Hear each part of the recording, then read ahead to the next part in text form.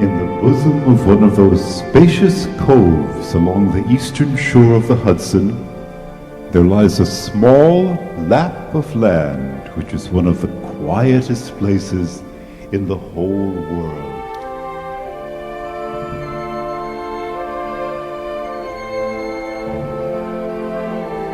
This sequestered glen has long been known as Sleepy Hollow.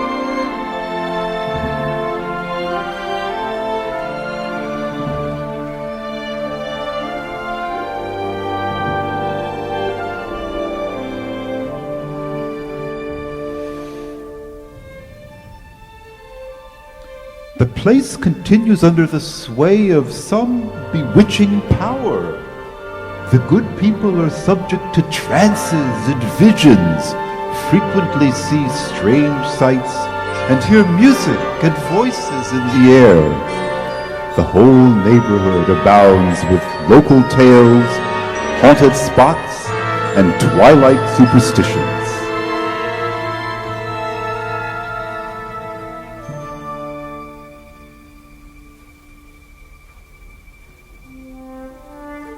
The dominant haunting spirit is the apparition of a figure on horseback without a head.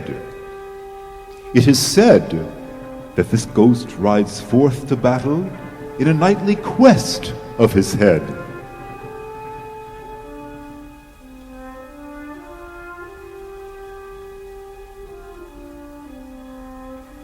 This legendary specter is known by the name of the Headless Horseman of Sleepy Hollow. In this by-place of nature lived a tall, lanky schoolmaster. He had huge ears, large, green, glassy eyes, a long, snipe nose, and feet that might have served as shovels. This worthy wight went by the name of Ichabod Crane.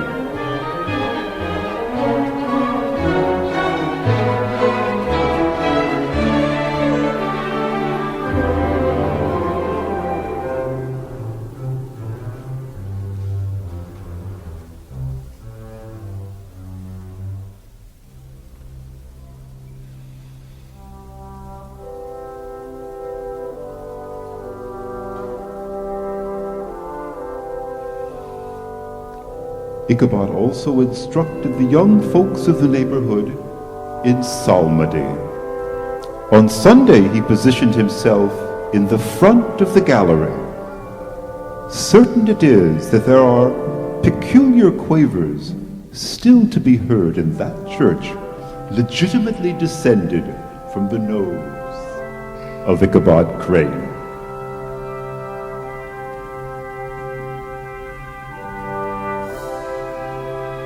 He was also a voluminous reader, especially in the subject of witchcraft, in which he most firmly and potently believed.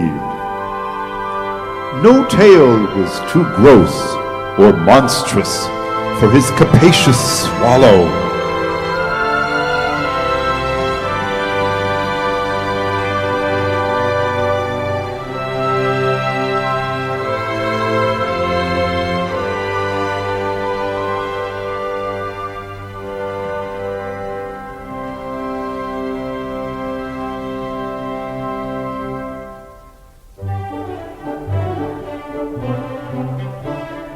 After school, as evening gathered, he often wended his way to his farmhouse.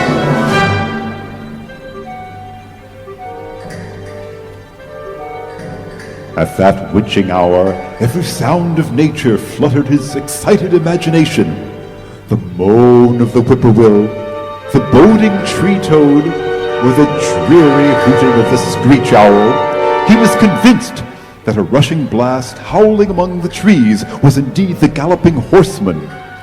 His only resource was to sing psalm tunes, and the good people of Sleepy Hollow were often filled with awe at hearing his nasal melody floating from the distant hill.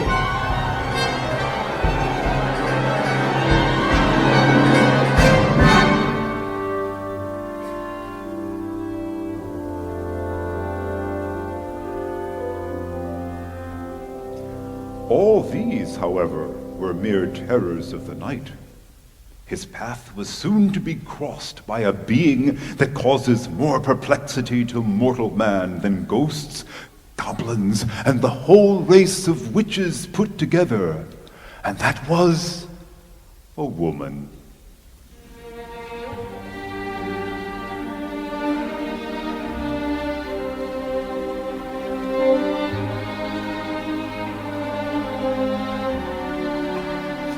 Among Ichabod's musical disciples was Katrina Van Tassel, the daughter and only child of a substantial Dutch farmer, Baltus Van Tassel. Katrina was a blooming lass of fresh 18, universally famed for her beauty and her vast expectations.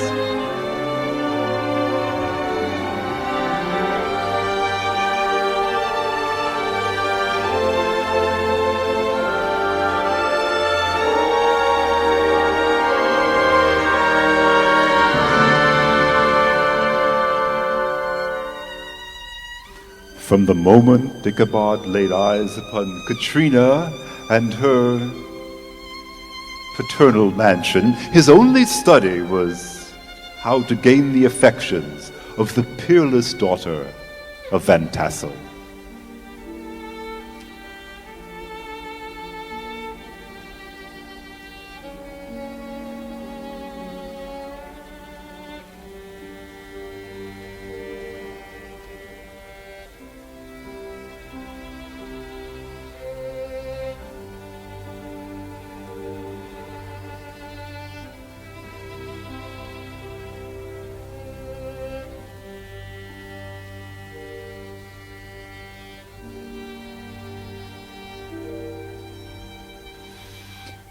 In the enterprise of gaining her affections, however, Ichabod had a formidable rival who was often heard dashing along past the farmhouses at midnight. This burly, roaring, roistering blade was named Brom Bones.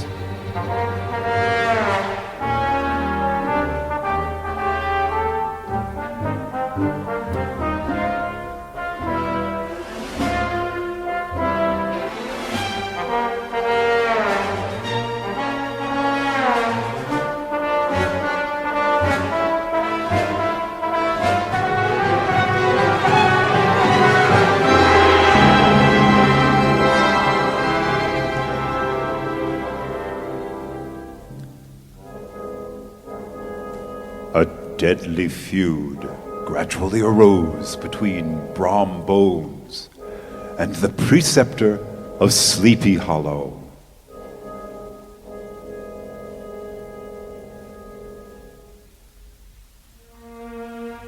On a fine autumnal afternoon, an invitation came to Ichabod to attend a merrymaking to be held that evening at the Van Tassels.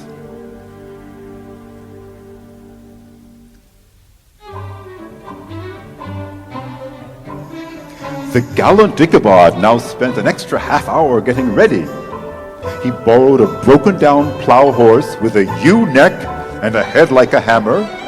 One eye had lost its pupil, but the other had the gleam of a genuine devil in it. Still, it bore the name of Gunpowder, and Ichabod was a suitable figure for such a gaunt and shagged steed.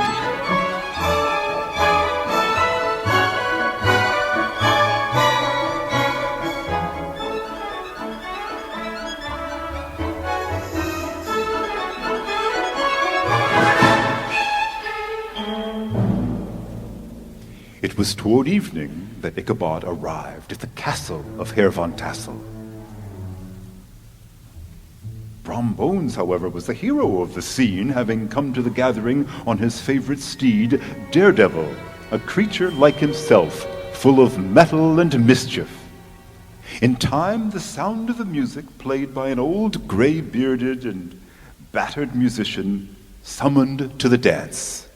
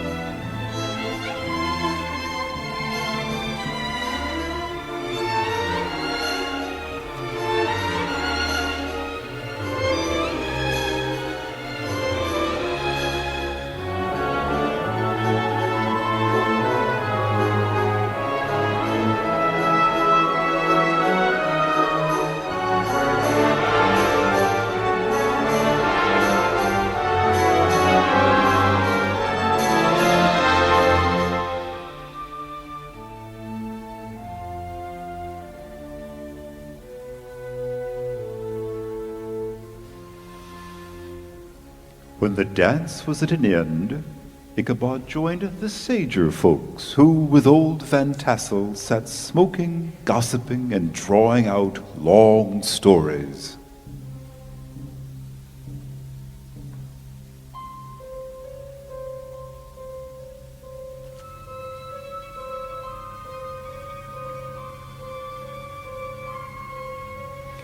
The chief part of their stories, however, turned upon the favorite specter of Sleepy Hollow, the Headless Horseman, who had been heard several times of late patrolling the country, and, it was said, tethered his horse nightly among the graves in the churchyard. The road that led to this sequestered church and the bridge itself were thickly shaded by overhanging trees, which cast a fearful darkness at night.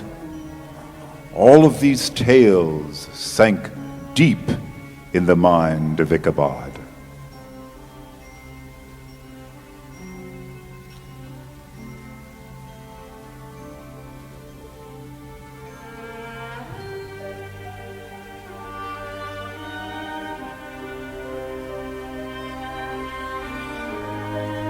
The revel now gradually broke up.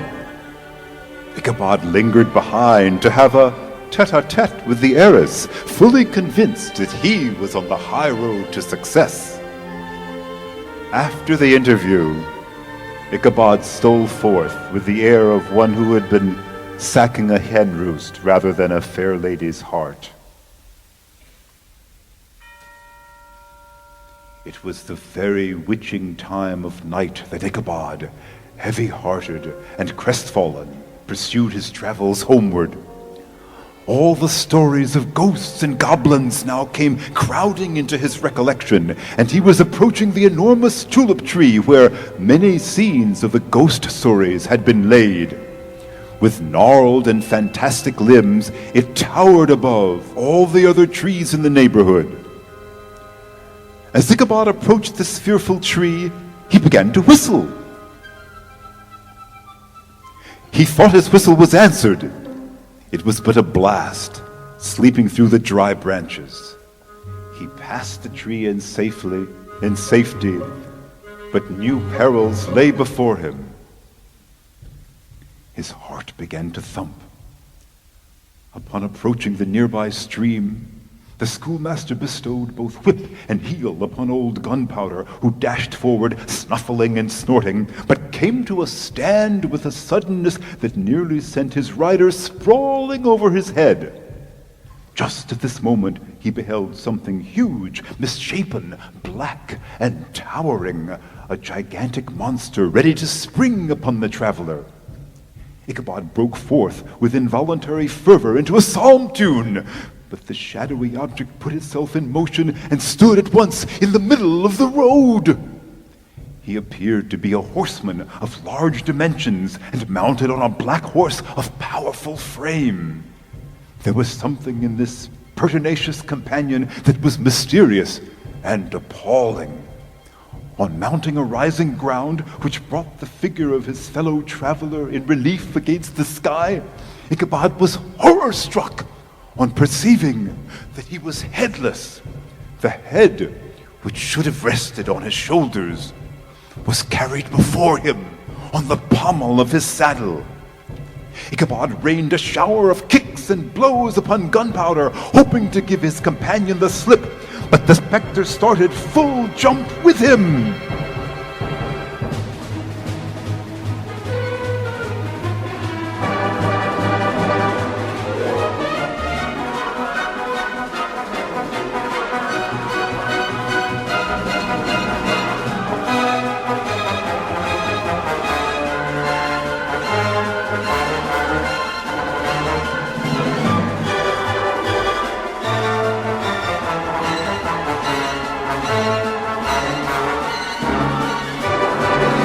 If I can but reach the bridge, thought Ichabod, I am safe.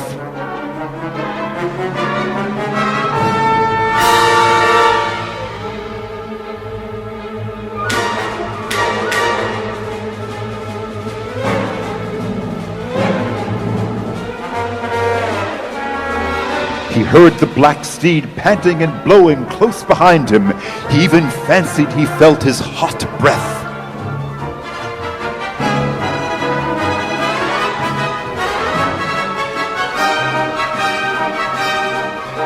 He saw the goblin rising up in his stirrups and in the very act of hurling his head at him.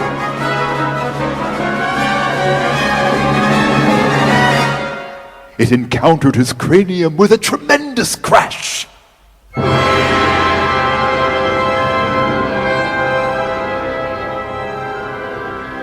He was tumbled headlong into the dust, and Gunpowder, the black steed, and the goblin rider passed like a whirlwind.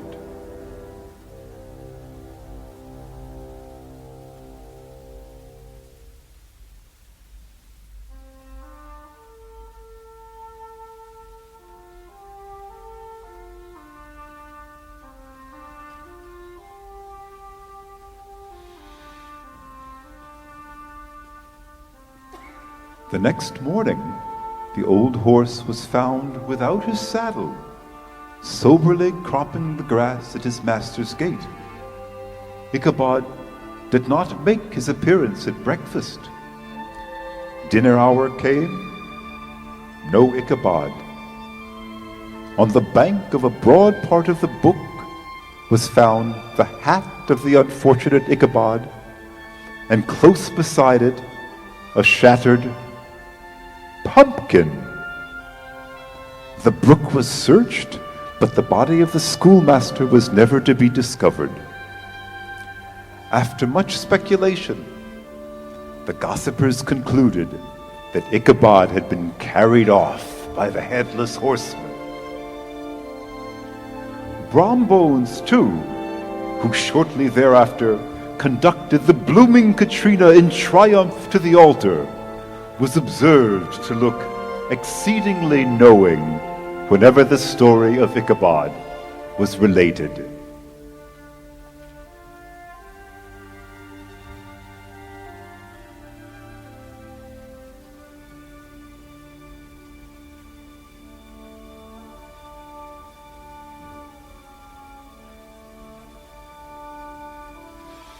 The bridge became more than ever an object of superstitious awe, and the road was altered so as to approach the church by the border of the mill pond. The deserted schoolhouse soon fell to decay and was reported to be haunted by the ghosts of the unfortunate pedagogue. And the plowboy, on a still summer evening, has often fancied his voice at a distance, chanting a melancholy psalm tune among the tranquil solitudes of Sleepy Hollow.